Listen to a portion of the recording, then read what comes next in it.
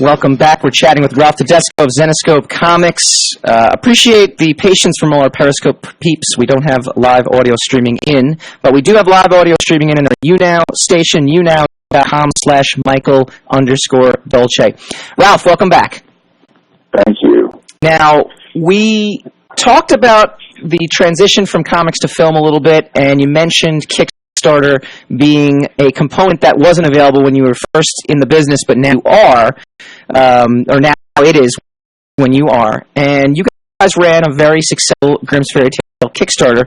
Give us a little backstory on what the Kickstarter entailed, and what's the update on that? Yeah, that was interesting. It kind of was a joint effort. We had met an animator, director named John Schnepp at Comic-Con through a mutual friend a few years back. This was, I guess, 2010 or 11. Mm-hmm. And we all hit it off. So John was a fan of Grimm Fairy Tales, and he was directing, I think he created Metalocalypse on the okay. And you know, he was working on something together, and he would make a really cool animated comic. So he got his studio out here in Illinois. Okay. He had them get involved, and we kind of budgeted out what it would cost to actually make a pilot episode, animated episode. So once we got that budget out, it was a lot. It was still pretty expensive, but John's like, hey, I can get this to under. He's like, I can probably under $200,000 if we can figure out a way to raise the money, produce it ourselves, and see if we can get it picked up. And that was sort of the idea. And we were like, well, let's try Kickstarter. Like, why not? Yep. So we went to Kickstarter. We put it. You know, it took us a long time because it was putting together all these rewards. I think at the time we were a little bit in over our heads with the Kickstarter, you know, not knowing. You know, Kickstarter had been around, but it's really, I mean, now people can, you know, there's people who do it successfully a lot. Like, I noticed Brian Pulido does it for Lady Death, and he does it really well. Jimmy Palmiotti.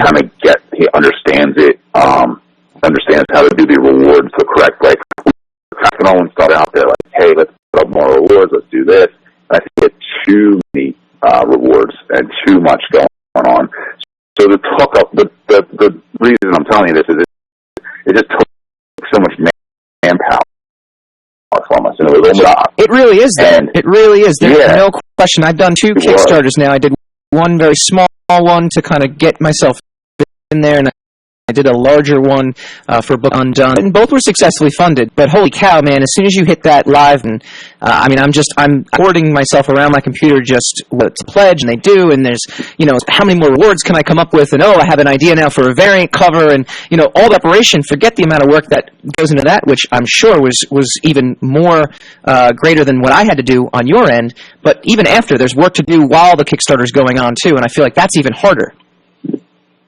Yeah, no, it was. We have a staff. We don't have a huge staff, but we have an office and a staff. And a lot of our staff are kind of trying to do their jobs and Kickstarter. And we raising $188,000, which is great. I mean, we surpassed our goal by about, I think our goal was $775, knowing that if we're short, we could supplement some of that ourselves somehow. Mm-hmm. So we hit 188.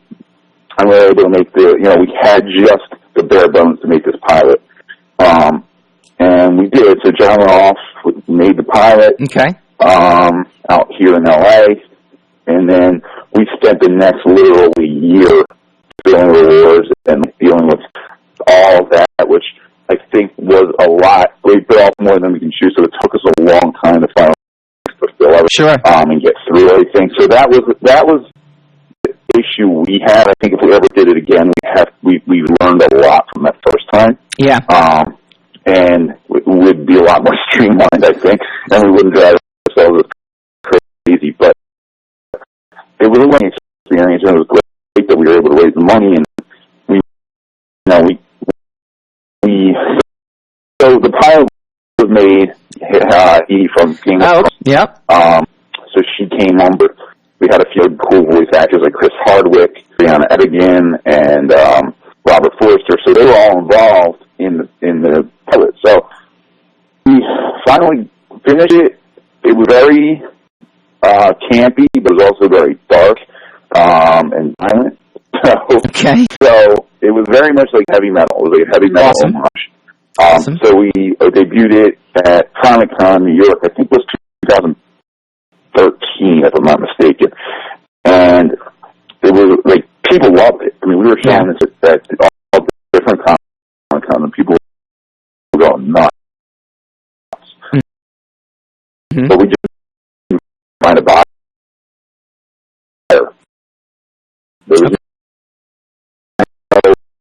buy, and I think there's only so many people who are going to buy it. Sure. There's so many networks that are actually going to buy something like that and pay for a full season. So that was the wall we ran into with the pilot, was not being able to find a network who was that interested in actually buying it from us, even though we were getting great feedback on it. Sure. So, I mean, you could chalk it up as a learning experience, and it's kind of led you, I would imagine, into what you're doing now. I know you said you're based in Philadelphia, the company, but you're now living out in L.A., and you're doing stuff for Zenescope, bringing some of the Zenescope projects to screen out there. I hear there's something going on with the Sci-Fi Network, and maybe one of your Van Helsing, I think, was the title that I read about that might be coming to Sci-Fi. Can you talk about that at all? I could talk a little bit. We're not supposed to talk about it too much, but not yet at least. But yeah, it's in the works. We are going to have a Van Helsing series on the Sci-Fi Channel in October of this year. So it's filming now, and it's based off of inspired by our Van Helsing character, which we came out with. I think she first hit shelves probably 2013 as well. Okay. And in our comic, she's a British. She's a descendant of the original Van Helsing that we all know about from Dracula, the original Dracula story. Yep. And she's his daughter, and she's British, basic badass vampire hunter who actually ends up in present day, modern day.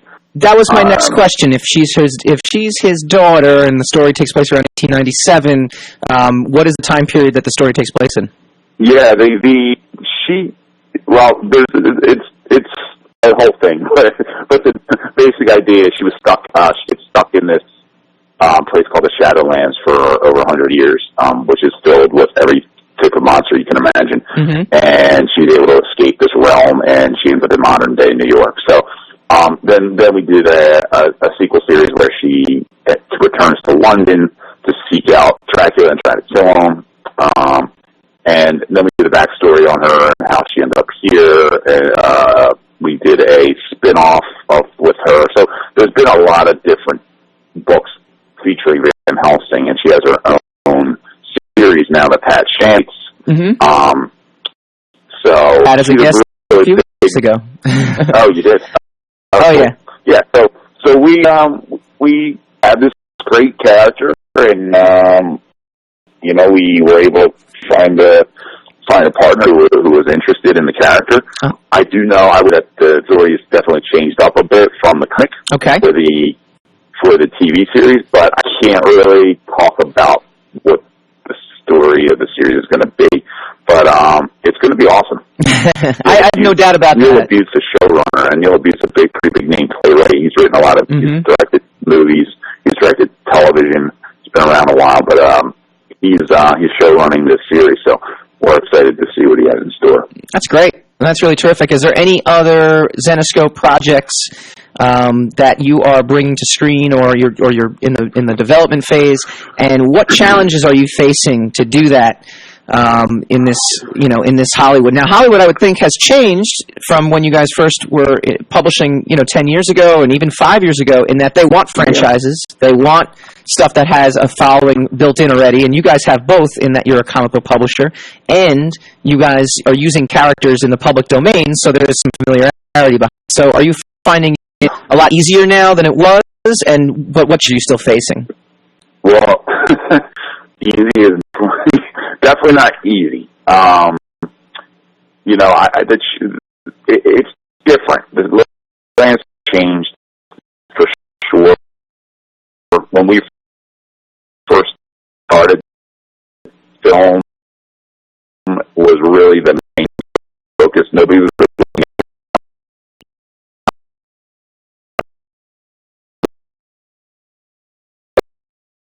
really considering comics. So everything we, at least for TV, was film-wise.